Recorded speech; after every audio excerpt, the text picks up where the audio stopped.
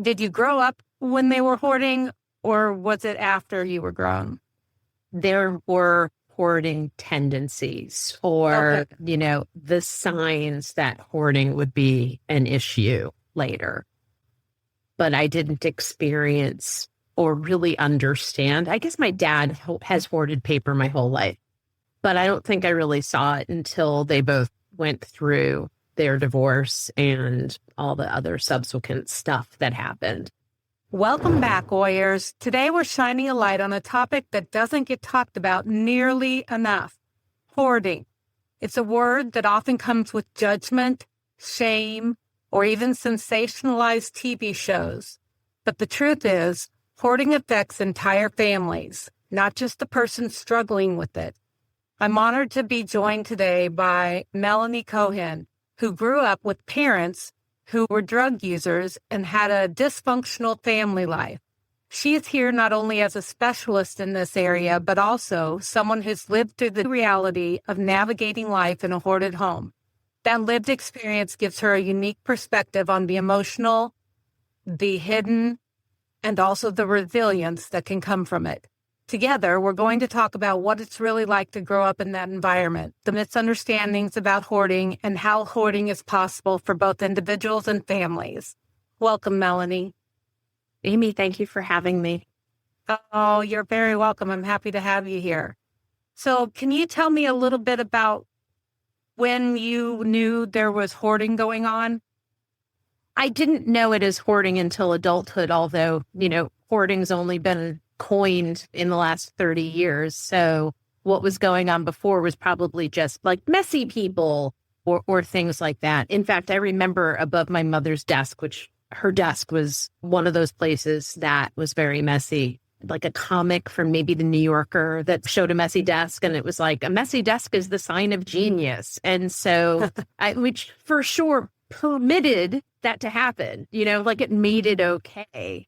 My dad is a chemical engineer and an applied physicist, and he always had an office at home. He was always consulting for other companies, and his desk also piled high with paper. And in fact, so much so that he had bought like a semicircle banquet table to put in the office in addition to his desk, so he had all the paper accessible to him.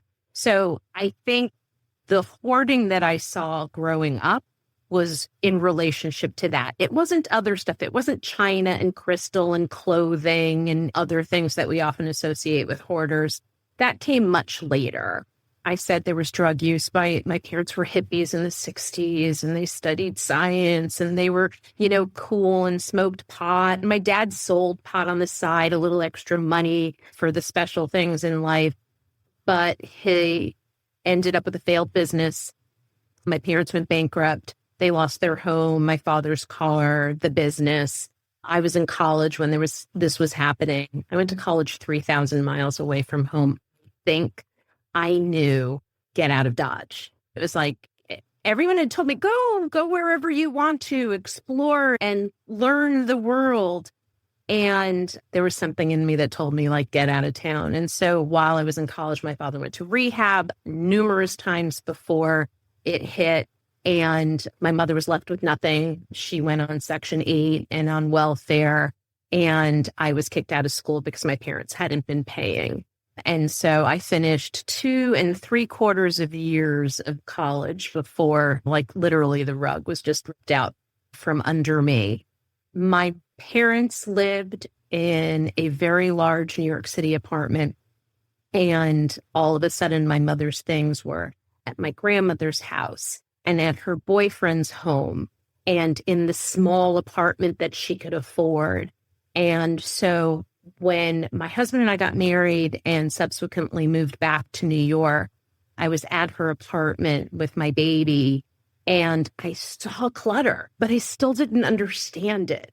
Like, in my head, it was because she had gone from like a 2,300 square foot apartment to like 400 square foot of space, and that she had too much stuff. She didn't have too much stuff. She had too much stuff for the space. So in my head, when she's been working for a few years, or when my dad pays her back money that he owes her, she'll find a bigger place and then have enough room for her stuff. But that didn't really happen. When she did get a bigger space, she still didn't get rid of anything. And that has now grown. And so what I know working as a clutter coach now, that so much of that high level hoarding comes from trauma.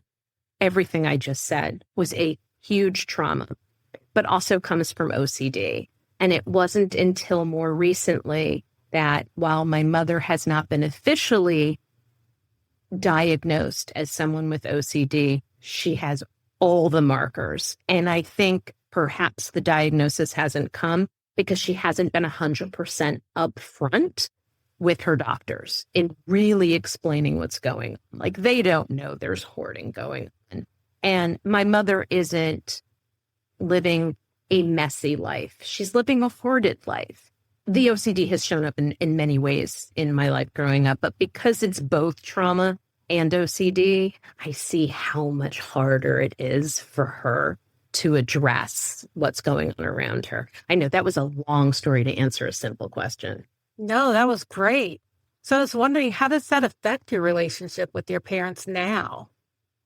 So I convinced my mom somewhere around 10 years ago that it was finally time for me to start going to the doctor with her. She's an aging woman. I should be aware of all of the medical issues. My mother is what I thought perhaps was agoraphobic growing up, only to discover her gastrointestinal issues were really what made her afraid to leave the house.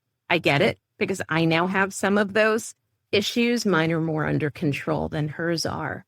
And so I went to the doctor and I made a big mistake. I said, wait, there's one more thing I'd like to address. I think we need to address the fact that my mother's a hoarder. And my mother flew off the table. She just was so angry. And the doctor said something that she should say. And it was, well, let's not label anything right now. Let's talk a little bit about this. And my mother, much to her credit, said, yeah, there's a big mess that I live in. And I'm too tired to address it. And I just need help cleaning. And the doctor turned to me and said, could you help? And I said, of course I can help. I want to help. And I wasn't given that opportunity. I think once I said hoarding, my mother shut me out because she was afraid that I was judging and shaming and embarrassing her. And I understand all of that. The reality is that clutter is, we are embarrassed and ashamed by that stuff. And as someone who once weighed over 200 pounds, I have that same relationship to my body. It's embarrassing and shaming to address challenges with weight. And so they're very tightly connected. It wasn't until last year that she finally let me in her house. And a lot of things needed to get into motion to make that happen. One of them, I think, is just that now that I work as a clutter expert, she trusts me a little bit more. And seeing me work with other people or hearing the stories lets her see that I don't go into anyone's home and embarrass them and shame them for what is around them. And I think that opened her up a little bit. And then the last thing that opened her up, the same with my dad, was saying wonderful words that an organizer friend of mine put in my mouth. And it was, we've got two choices here.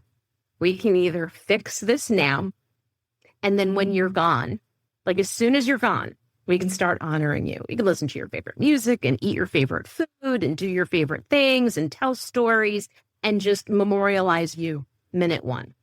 Or we don't take care of it. It's only going to get worse. And then when you're gone, we're not going to be honoring you. We're going to be cursing you out because we're going to be so frustrated by how much we're going to need to get done that won't end up costing us a fortune in maintaining your apartment for more months than we should. When I said this to my father, he was working on it right away. He was like, no, this is not what I want to leave for them, which is amazing considering how much chaos he created in the past. My mother, it took a little bit longer. We work in very small amounts occasionally. We try to be there every week, and it usually ends up being only once or twice a month. So it's going to be a slow progress, but there's progress. We'll be back after a quick break. Need support that actually fits your life, not just another thing to squeeze into your calendar? That's exactly why I created Amy's Inbox Coaching. Here's what Michelle Leffler had to say. Amy's Inbox Coaching helped me feel supported in a way I didn't realize I was missing.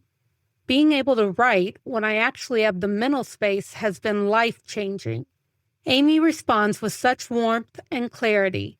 It's like she's sitting beside me, seeing the whole picture, and gently pointing me towards what's possible.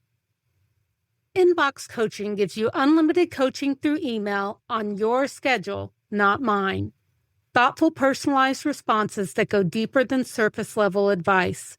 A safe space to be real about what you're carrying without judgment. And the best part? You don't have to burn out trying to fit in one more call. You just write when you're ready, and I'll be there. So if you're ready for support that meets you where you are, go to advancingwithamy.com. Select Amy's Inbox Coaching and join today. That's advancingwithamy.com and select Amy's Inbox Coaching. Don't wait. Your future self will thank you. That's great. That's wonderful. So she didn't shut you out permanently. She just shut you out for that day. She shut me out for a long time. It was it was for a long time. It was just that first we weren't allowed at her place for a while. And the reason we knew about the mess was on multiple visits. We live in New York City, and on multiple visits to seeing my grandparents in Florida, someone would have to take care of her cat or cats, depending on how many she had at the time. So we knew what it looked like. And it got to the point where she let my husband in, but didn't let me in. And my husband's very easygoing and kind and warm. He is the calm to my excitable. And so I'm sure she felt much safer having him in the environment. Right. She probably also cares more about what you think. Perhaps. Yeah. Perhaps. Yeah. Yeah.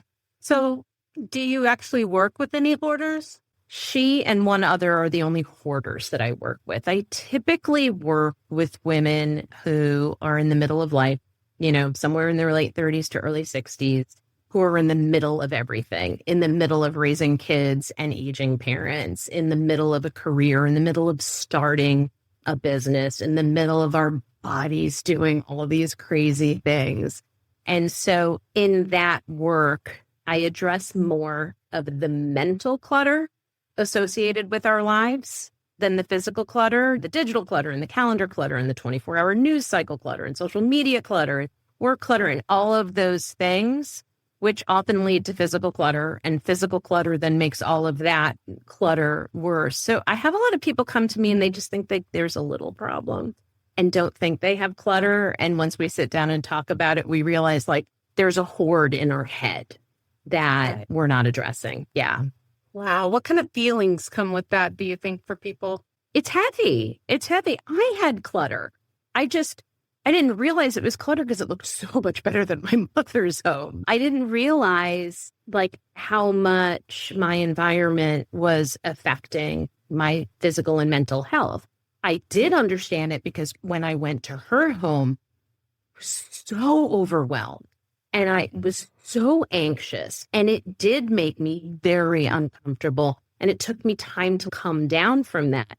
I didn't realize that it was happening in my own home too. And by no means, I have people who, when I talk to them about this, they're like, I was at your house so many times. It didn't look cluttered to me. And I was like, well, sure. Right. Because I got really good at hiding it, cramming it under beds and in closets and in drawers. And I also think that one person's clutter is another person's clean, and one person's clean is still someone's clutter, that we all have. Oh, yeah. We all have a different threshold. But I also feel like it's also what you desire. I work with and know minimalists. I have all the clutter that I've let go. I have no interest in being a minimalist. I love colors and patterns and textures and things, and I love books and pictures. It's just a matter of recognizing that everything in our environment has energy, and things have good energy and bad energy. If it has good energy, even if it feels like it's too much, Like, keep it, love it, appreciate it, use it, look at it, whatever it is. And if it doesn't have good energy, it doesn't matter who it belonged to, how much it cost you, who gifted it to you, whether there's fear it might need to be replaced. If it's not got good energy, it's got to go. Yeah. My problem is sometimes things have good energy and they still got to go. It's just not enough room for everything. I live in a New York City apartment. I hear you. Yeah. All right. So hoarding is something a lot of people see on reality TV shows. And what do you think they get wrong from seeing those shows in what it's like in reality? I think some of the shows have done a decent job of communicating. This isn't something someone desires. Like, no one woke up one morning and said, you know, it'd be cool. I want to be a hoarder. I think they've done a decent job of that. I don't think they've done a good enough job really doing a deep dive in understanding where the hoarding is coming from, really understanding trauma, really understanding things like OCD. I use those two. Deep depression, other extreme mood changes can all be behind that. And this overwhelming need for perfection can get in the way, which is related to OCD, but not exactly the same. Because someone, and this is what I see in my mother and in so many people, is there really is this desire for everything to be clean and neat. The desire is strong, but the feeling is, well, I want that, so I have to go get that. And what they're talking about is something that's so far away. And because it's so far away, it's very overwhelming. I don't even know where to start. Do I start with this drawer or that cabinet? And I'll just do it all on Saturday. And Saturday rolls around and you don't know where to start. You don't know how to get started. And as a result, it's so much easier to say, you know what, I can't deal with it today. I'll deal with it tomorrow. And tomorrow becomes tomorrow. And tomorrow becomes next week and next month and next year. And then all of a sudden, what may have been a small problem now is really a great big problem. And I want people to understand that, like, you just can't walk in and do it all in one fell swoop the way they do it on the shows. Yeah. Yeah. I always think that's a little unrealistic. So tell me a little bit about how your mom's doing now. She's appreciative, which is amazing. And she has a willingness to let things go. That's incredible. I can't even begin to tell you how much clothing we've brought into different consignment stores and how many books we've put in free libraries. We've had many stoop sale. I say stoop sale for, I don't know where your listeners typically listen in from, but in New York, we don't have yard sales. We have stoop sales where we've sold jewelry of hers. And I'm Jewish. The only way I know how to say is like tchotchkes, hazarai, like thingamajigs, like all of this stuff. And it is amazing how much there is. So it's the papers that I think that are going to take time. Oh, she was so proud of herself last week. Someone in one of our Buy Nothing groups on Facebook had a collection of National Geographics that they were trying to unload. And I couldn't believe how many people were like, oh, I'll take it. I'll take it. I was like, oh my God, my mother has like 10 years of National Geographic from the 90s. And I messaged her and said, I have people who are interested. And she was like, Melanie, you told me that I should get rid of the magazines. And I did. Wow. But apparently I told her that last year and she had done it last year. And like, for some reason it hadn't clicked. I think there's still so much in her home that it's hard to remember, like, did I see that last time or was it the time before that? So she's just so proud of herself that she got rid of the magazines, which to me was an opportunity to like, you're right, Mom, that's great. I can't believe I forgot that. What a big thing for you. Like overdoing it, like if I were working with my kids when they were younger at home or something like that. Right. So, yeah, so it's a very different experience now. Has she stopped bringing stuff in? I think so. I think, you know, one of the things that we talked about, trauma and OCD being big drivers, but age is a big driver too. And when we talk about things having energy, for so many of us, our things are like proof of life, you know, Right. my gymnastics medals or my Letterman's jacket or my yearbooks, I know all of that sounded very school-like, but I think, you know what I mean, like in terms of proof of life. So the more like we recognize our mortality, the harder it is to let those things go, because it's like our attachment to who we were once or who we are now. And I see more of a willingness on her part to let go of some of those things. But it's still so hard. Like, I don't want anybody to think, whether it's high-level hoarding, low-level hoarding, or somewhere in between, that it's not as easy to let something go as looking at a thing and saying, well, I really don't need this anymore, and then letting it go. There's like 50 different questions we need to ask ourselves in order to feel comfortable with making that decision. Let it go or keep it. Well, and I had a friend from years ago, haven't seen her in a long time, so I don't know how they're doing now, but she had a husband who hoarded. And she would get the place all clean again, and he would just bring more stuff in and more stuff in. How do you help someone like that? Well, I think for starters, we have to recognize that the clutter isn't the problem. It's the symptom of the problem.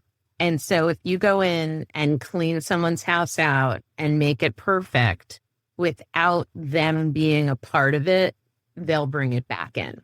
That they really need to be a partner in that, if they can be. I recognize that in some cases, clutter is dangerous for a host of reasons, whether it's paper and fire or one of the other ways we were able to convince my mom that we needed to start decluttering was, hey, guess what? If the fire department has to come or a paramedic has to come because you've fallen or you're having a medical emergency, they have to be able to get into your apartment. And so a lot of clutter doesn't get addressed until after the emergency has happened. That makes perfect sense. So what has helped you feel better or feel safe now that you're in your own home? Well, that's a loaded question. I mean, one is creating a space that makes me feel good. And one of the things that I've learned is I am more heavily affected by clutter than my husband is. But the reality is, in the research, it shows that women are like 3 times more likely to be stressed by stuff than men are. But he gets it when I explain to him, so this is how this makes me feel. So he is more helpful in removing the clutter. We also got maybe a little lucky this summer. We finally became empty nesters. Our second daughter moved out. And so the space that I'm in, for the listeners, beautiful purple walls that I chose. This is now my office, which means there's more room. We didn't bring more stuff in. We just renegotiated space. I lie. We did bring new stuff in. I brought in curtains and I brought in a rug and I brought in a new lamp and a new desk, a new chair, and everything secondhand. I'm a huge proponent of sustainability and giving things a second life. And that's one of the things that helped with my mom, was letting her know, you know what, if you're getting rid of this scarf, this necklace or whatever, it doesn't mean it dies. We're going to give it a second life. Someone else is now going to be able to enjoy it. Well, maybe in exactly the same way, or maybe very different ways. They wear that scarf with something you never would have worn it with before. So I appreciate having been given the space. But we still live in a New York City apartment. It's still a small space, but we work faster. We work more productively. We work with less stress when there isn't a lot of stuff around us. I love your concept of giving things a second life. So how do you help people? What would you say about that whole, do I just throw it away, give it away, or donate? Give it to a friend, have a garage sale, donate it. Do you just do what's quickest? It depends on the person. Okay. It really depends on the person. I think it depends on how much there is to let go, the condition of the stuff. I know the greatest question is there someone else that can use this, and who is that person?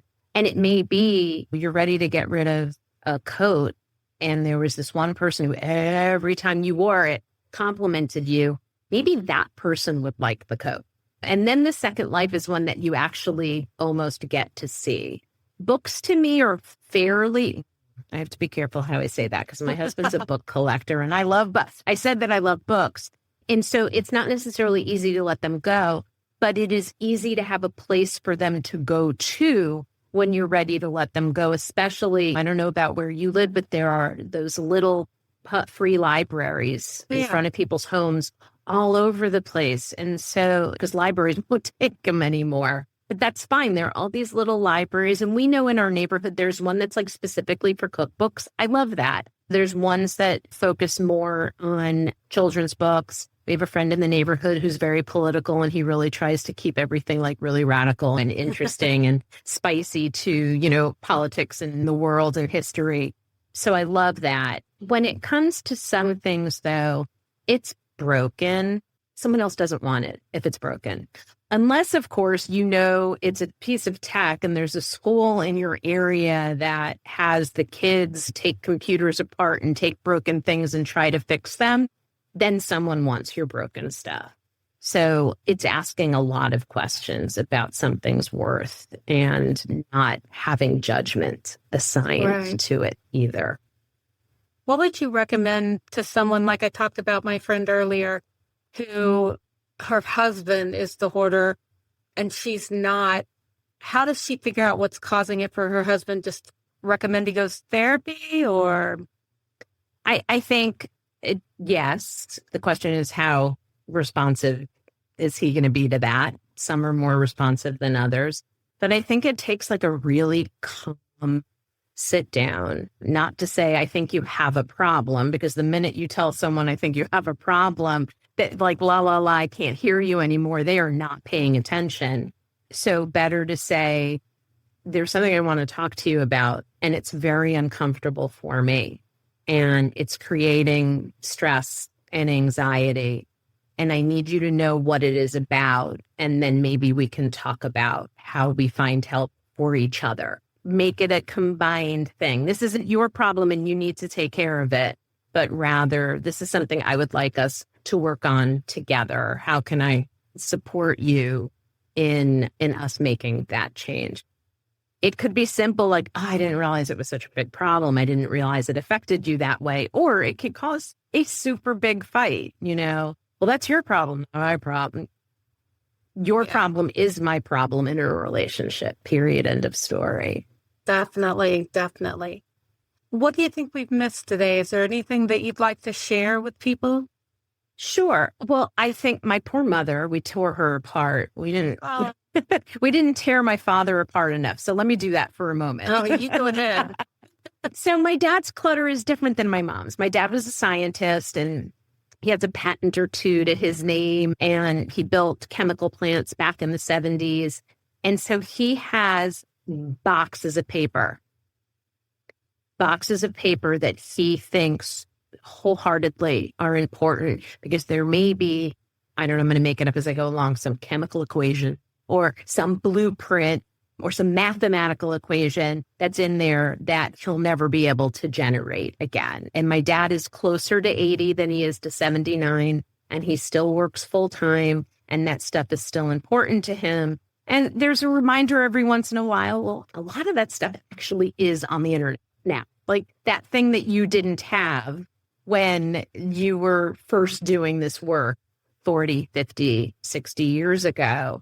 And I think it's important for people in that situation to be given the support in sorting through that stuff. There's a lot of scanning that needs to happen, but there's also just a lot of shredding that needs to happen.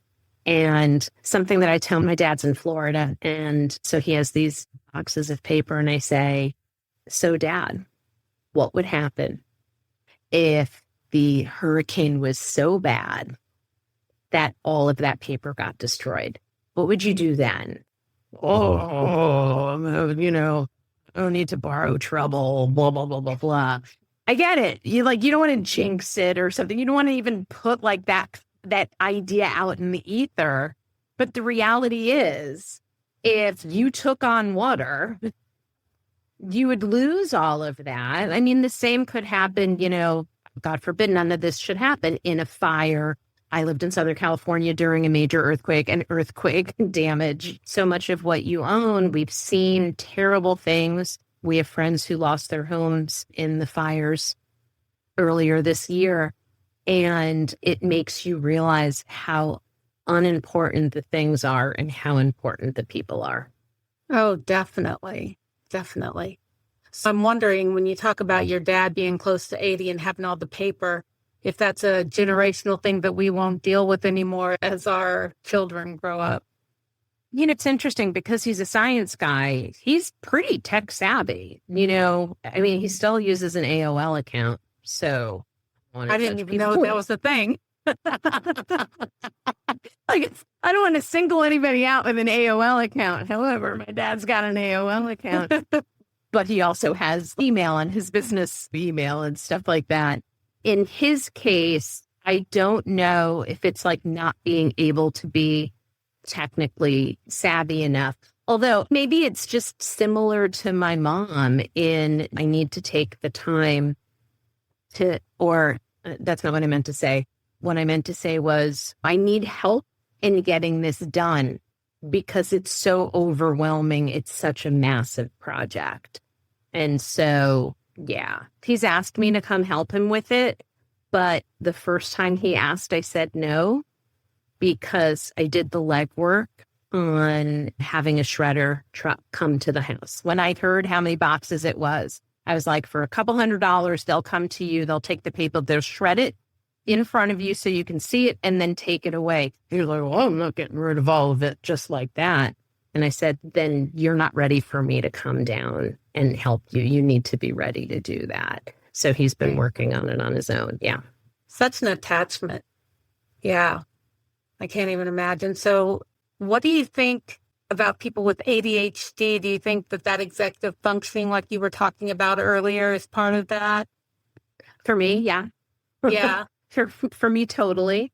I think all of it, ADHD, depression, anxiety, other kinds of mood disorders, all that makes our brains function a little differently, makes the clutter a little bit harder because there's an assumption that we need to address it the same way everybody else does. Well, what makes me uniquely me means that I'm going to need a unique approach. There isn't a one size fits all to decluttering. And I think that clutter coaches that do have a one size fits all are going to end up with clients for whom it's not going to go as smoothly as it potentially can. You really need to know who you're working with above and beyond what their needs are. Like, it is important to know those things. And, moms of young children who may not have ADD, but they're sleep deprived and a mess of things, that's going to affect your executive function. For those of us who are either in perimenopause or, as I am now, in menopause, our brains are also doing all these really crazy things that they weren't doing 20 years ago. And so we also need to take that into consideration, whether it's the ability to focus or how long you can focus for or what you want to focus on. All of that plays a significant role. Right. So if somebody wants to work with you, is it something you have to do in person, or can you actually be on Zoom and help people?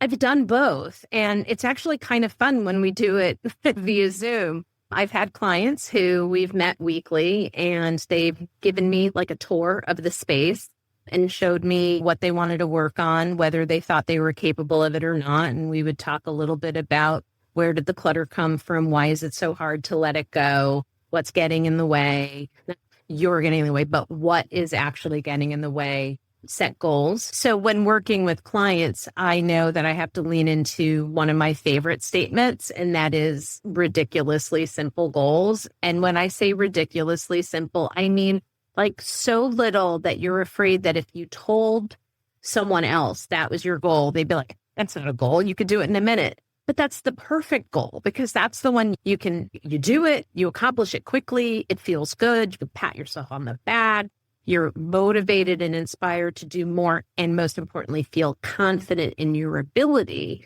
to do more. So if I'm sitting down with a client and they say, well, this week I want to work on the closet, I might narrow it down and say, what part of the closet do you want to work on? Do you want to work on the hanging things? Do you want to work on something that's on a shelf up above, or the things that are on the floor? Or maybe it's a category of things. Maybe it's the shirts. Maybe it's the socks. I think people are afraid to set goals that are that small because it doesn't really sound admirable or something like that. And I think those are the most admirable goals, because if you set the goal of socks and you do the socks, you're going to do something else, because it was like, well, that was easy. I could do another 10 minutes. I could do another 15 minutes. Yeah. Right. And then more stuff gets done. Mm-hmm. Instead, I think because people think they do have to have a bigger goal, they do things like clear out the whole closet.